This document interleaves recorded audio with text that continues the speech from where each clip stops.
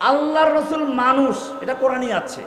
ইব্রাহিম দোয়া করলেন, রব্বানা ওয়াবাস ফীহিম রাসূলাম মিনহুম, ও রব্বুল আলামিন তুমি আমার সন্তানদের মধ্যে একজন রাসূল পাঠাও তাদের মধ্য থেকে। আমাদের রাসূল সাল্লাল্লাহু আলাইহি ওয়াসাল্লাম কি ছিলেন? মানুষ ছিলেন। কি ছিলেন? তবে খেয়াল রাখতে হবে, মানুষ বলতে তিনি আমাদের মতো সাধারণ মানুষ না, মহামানব। কি ছিলেন? মহামানব, অতিমানব না। আবার মুহাম্মাদুন বাশারুন লাকিন লাইসা কাল বাশারি হুয়া ইয়াকুতুন ওয়া নাহনু কাল হাজারি। সৌদি আরব থেকে টাকা এনে নাম দেয়, নিজে মসজিদ তৈরি করেছে। মিথ্যাবাদী, স্বৈরাচারী, কত রকমের কোয়ালিটি আপনি তার বয়ান করবেন। আমি আজকে সে বিষয়ে আলোচনা করবো না, সেই ওদিকে যাচ্ছি না। মসজিদ নির্মাণ করার জন্য গুণ কয়টা থাকতে হবে? ইমাম সাহেব থাকতে হবে কিনা? এখন ইমাম সাহেব যদি হয় ওয়ালামি একশা ইল্লাল কমিটি, তাহলে কেমনে হবে? ওয়ালামি একশা, আল্লাহ তাআলা পরিষ্কার বলেছেন মসজিদ নির্মাণ করবে যারা, তাদের কোয়ালিটি কয়টা থাকবে? ইন্নামা ইয়ামুরু মাসাজিদাল্লাহি মান আমানা বিল্লাহি। এক নাম্বার কোয়ালিটি হচ্ছে সে আল্লাহর উপর ঈমান রাখবে। কার উপর ঈমান রাখবে? আমানা বিল্লাহি ওয়াল ইয়াউমিল আখির, পরকালে বিশ্বাস করবে, নইলে টাকা মেরে খাবে। পরকাল যদি বিশ্বাস না করে টাকা রাখবে মসজিদের, সব খেয়ে ফেলবে।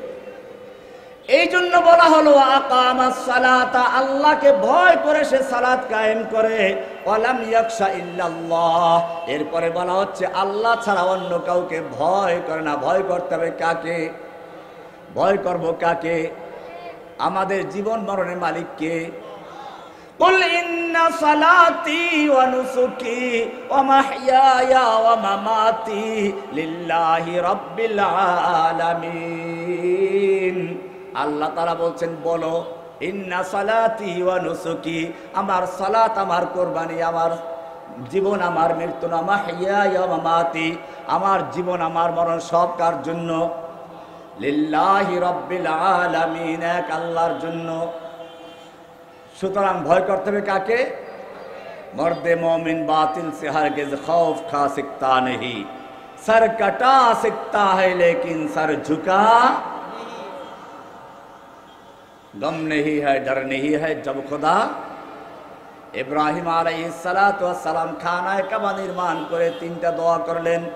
তৃতীয় নম্বর দোয়া করলেন, রব্বানা ওয়াবআস ফীহিম রাসূলাম মিনহুম ইয়াতলু আলাইহিম আয়াতিক।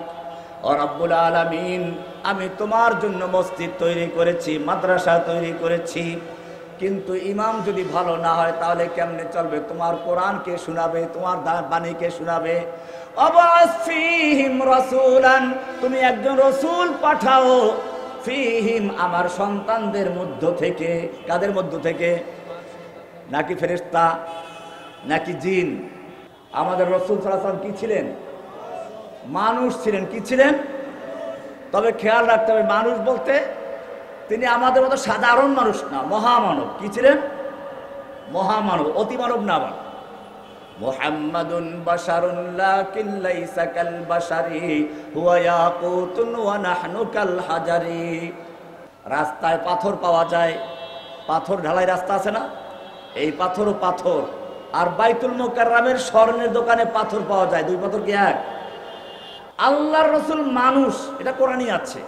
ইব্রাহিম দোয়া করলেন, রব্বানা ওয়াবাস ফীহিম রাসূলাম মিনহুম, ও রব্বুল আলামিন তুমি আমার সন্তানদের মধ্যে একজন রাসূল পাঠাও তাদের মধ্য থেকে।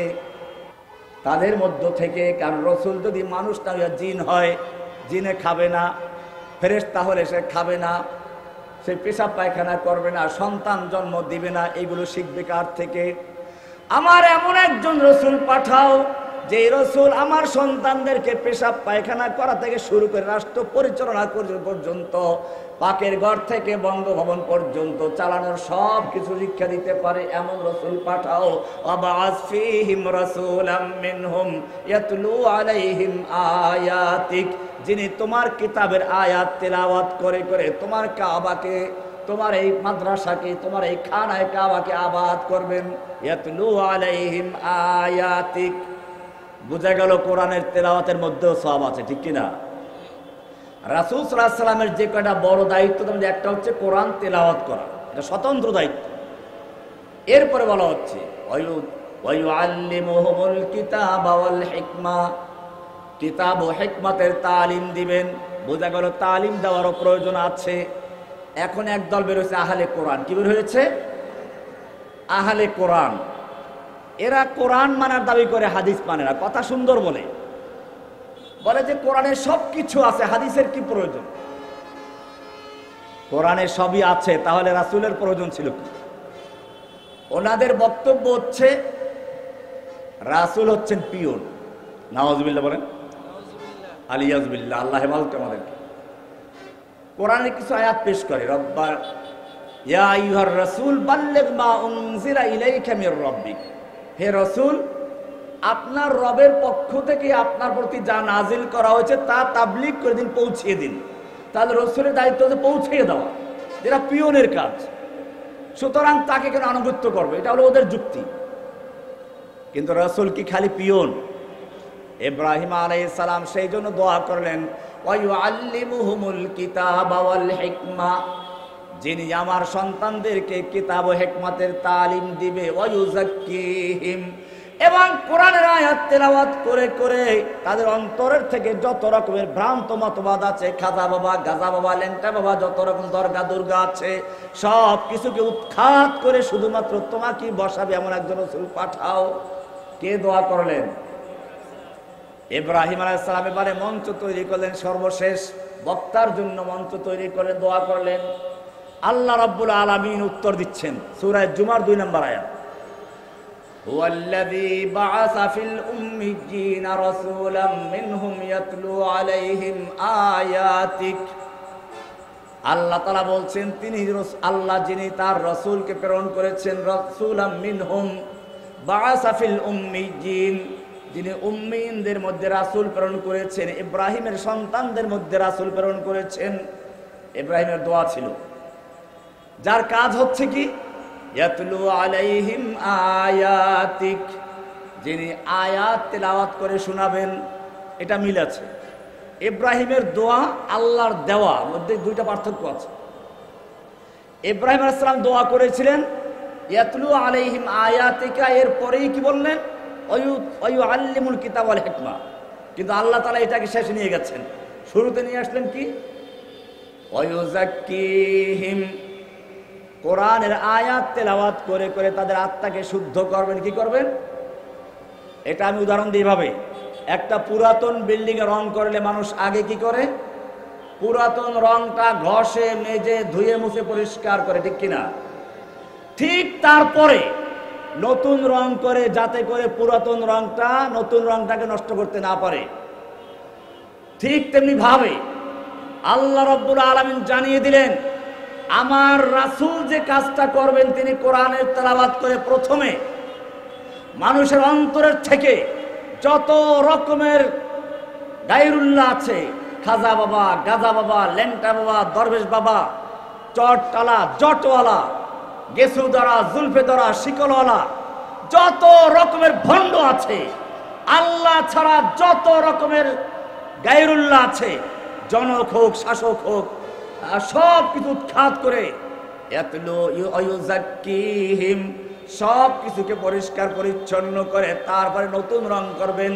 ওয়ায়ুআল্লিমুহুমুল কিতাবা ওয়াল হিকমা, কিতাব ও হিকমতের তালিম দিবেন। ওয়ায়ুআল্লিমুহুল কিতাবা ওয়াল হিকমা, তাজকিয়া গেল আগে।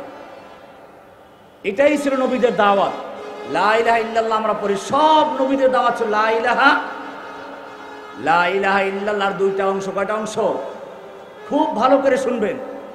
আমাদের দেশের মানুষের অবস্থা কিরকম? একজন লোক রাস্তার থেকে একটা মেয়ে লোক ধরে আনছে, ধরে এনে তাকে উযু করালো, গোসল করালো, শাড়ি পরালো, বোরকা পরালো, এরপরে হাত মোজা, পা মোজা সব লাগালো, কোরআন পড়ায়, তাহাজ্জুদ পড়ায়, কিন্তু বিয়ে করে নাই। কি করে নাই? বিয়ে করে নাই। কঠোর শরিয়া মেনে ঘর সংসার করে, কিন্তু কি করে নাই? এই শরিয়া মানার কোনো অর্থ আছে? ঠিক তেমনি ভাবে আমাদের মনে রাখতে হবে নবী রাসূলদের প্রথম কাজ হচ্ছে তাজকিয়া। অন্তরের থেকে যত রকমের গায়রুল্লাহ আছে সব কিছুর অনুভূতি উৎখাত করে ব্যক্তি জীবনে, পারিবারিক জীবনে, সামাজিক জীবনে, রাষ্ট্রীয় জীবনে সব ক্ষেত্রে হুকুম মানতে হবে কার? এটাই লা ইলাহা ইল্লাল্লাহ। লা ইলাহা এক অংশ, ইল্লাল্লাহ আর এক অংশ। লা ইলাহা মানে কোনো ইলাহা নাই, সেই বিল্ডিং এর রং ধুয়ে মুছে পরিষ্কার করা হলো। লা ইলাহা কোনো ইলাহা নেই, আমার অন্তরে খাজা বাবা নেই, গাজা বাবা নেই, ল্যাংটা বাবা নেই, দরগাওয়ালা নেই, কোনো শাসক নেই, জনক নেই। লা ইলাহা সব কিছু উৎখাত করে একমাত্র একজনকে বসাচ্ছি, ইল্লাল্লাহ। কাকে বসাচ্ছি? এটার নাম হলো নফি ইসবাত। লা ইলাহা মানে নফি, ইল্লাল্লাহ মানে এক আল্লাহ গ্রহণ করলাম, এইটার নাম হলো বিয়া। এই দুই সাক্ষী না দিলে পরে আল্লাহর হুকুম মানবো রাসূলের তরিকায়। কার তরিকায়? রাসূলের তরিকায়। লা ইলাহা ইল্লাল্লাহ মুহাম্মাদুর। আমাদের সমাজে আমরা কালেমা পড়ি, আবার আল্লাহর হুকুমটাকে আমরা মসজিদে গিয়ে মানি, ঠিক আছে, কোন আদালতে আছে, ব্যাংকে আছে। সুদ ইসলামে হালাল না হারাম? কোরআন পরিষ্কার বলেছে ওয়া হাল্লাল্লাহুল বাই'a ওয়া হাররামার রিবা। আল্লাহ সুদকে হারাম করেছেন, ব্যবসাকে হালাল করেছেন। আমাদের ব্যাংকে সুদ হালাল না হারাম? হালাল। কারা করেছে? লা ইলাহা ইল্লাল্লাহ কই থাকলো? লা ইলাহা নেই কোনো ইলাহ। আমার জীবনে আমি কারো হুকুম মানি না। হুকুম মানবো কার? ব্যক্তি জীবনে কার? সামাজিক জীবনে কার? রাষ্ট্রীয় জীবনে কার? আন্তর্জাতিক জীবনে কার হুকুম মানবো? একমাত্র লা ইলাহা। এটা এক। এটার নাম কি? এক আছে, এরপরে আপনার শূন্যতার মূল্য আছে। এক বাদ দিয়ে শূন্য দিলে কোনো মূল্য আছে? ঠিক তেমনি ভাবে সব নবীদের দাওয়াত হচ্ছে লা ইলাহা। ইব্রাহিম আলাইহিস সালাম সেই দোয়াই করলেন, আল্লাহ তাআলা কবুল করে বলছেন ওয়াল্লাযী বাআসা ফিল উম্মিয়্যিনা রাসূলাম মিনহুম ইয়াতলু আলাইহিম আয়াতিহি ওয়া ইউযাক্কিহিম ওয়া ইউআল্লিমুহুমুল কিতাবা ওয়াল হিকমা। এভাবে আল্লাহ তাআলা নবীর রাস্তা পরিষ্কার করে দিচ্ছেন। এক একজন বক্তা আসলো। সর্বশেষ আমাদের নবীর আগের বক্তা আসলেন ঈসা আলাইহিস সালাম। কি নাম? ঈসা আলাইহিস সালাম এসে বললেন ওয়া ইয ক্বালা ঈসা ইবনু মারইয়াম ইয়া বানি ইসরাঈলা ইন্নী রাসূলুল্লাহি ইলাইকুম মুসাদ্দিকাল লিমা বাইনা ইয়াদাইয়া মিনাত তাওরাতি ওয়া মুবাশশিরাম বিরাসূলিন ইয়াতি মিন বা'দি ইসমুহু আহমদ। ও বনি ইসরাঈল, আমি তোমাদের কাছে রাসূল হিসেবে আগমন করেছি। আমি তোমাদেরকে সুসংবাদ দিচ্ছি এমন একজন রাসূল সম্পর্কে যিনি আমার পরে আসবেন। তার নাম কি? আহমদ। তার নাম কি? খুব খেয়াল করে শুনতে হবে। ইয়াতি মিন বা'দি ইসমুহু আহমদ। আমার পরে একজন নবী আসবেন, তার নাম হবে কি? আমাদের নবীর নাম আসমানে আহমদ, জমিনে আসমানে কি? আহমদ। কাকে বলে? আহমদ মানে সবচেয়ে বেশি প্রশংসাকারী। আল্লাহর প্রশংসা গাছে করে শেষ হবে না, মাছে করে শেষ হবে না, চন্দ্র করে, সূর্য করে, পাথরে করে, সব কিছু আল্লাহর প্রশংসা করে। এই সব কিছুর মধ্যে যিনি সবচেয়ে বেশি প্রশংসা করেন তার নাম হচ্ছে কি? আহমদ। সর্বাধিক প্রশংসাকারী। সর্বাধিক প্রশংসা। আসমানে ফেরেশতারাও আল্লাহর প্রশংসা করে, ফেরেশতারাও প্রশংসা করে, জিনেরাও জমিনে করে। এই সব কিছুর মধ্যে সবচেয়ে বেশি প্রশংসা করেছেন কে? মুহাম্মদুর রাসূলুল্লাহ। কে করেছেন? এই জন্য আমাদের নবীজির নাম আসমানে কি? ঈসা আলাইহিস সালাম সে সংবাদ দিলেন ইয়াতি মিন বা'দি ইসমুহু আহমদ। আমার পরে যিনি নবী আসবেন তার নাম হবে কি? আহমদ। গোলাম আহমদ কাদিয়ানী আসবে একটু পরে ইনশাআল্লাহ, যদি আপনাদের ধৈর্য কুলায়। গোলাম আহমদ কাদিয়ানী কি?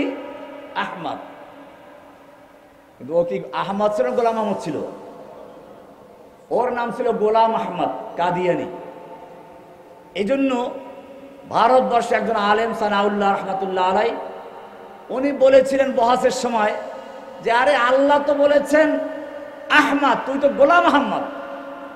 সে বলল যে হ্যাঁ, আমার নাম আসলে আহমদ, আমার আব্বা ভুল করে রেখেছেন গোলাম আহমদ, গোলামটা বাদ দিলে আমি আহমদ।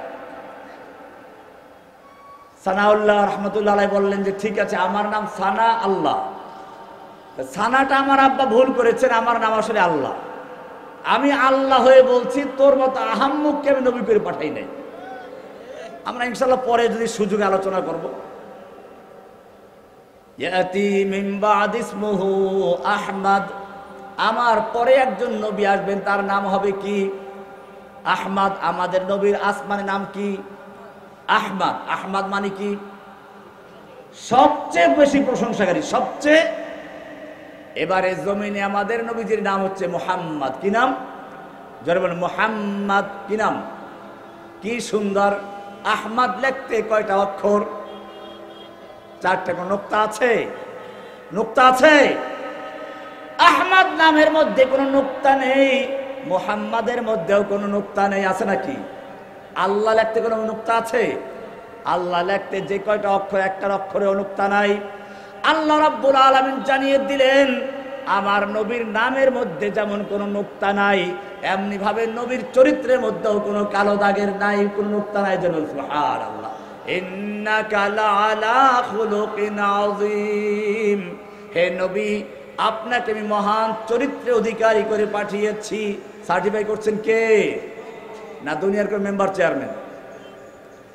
আহমদ, মুহাম্মদ। মুহাম্মদ মানে কি?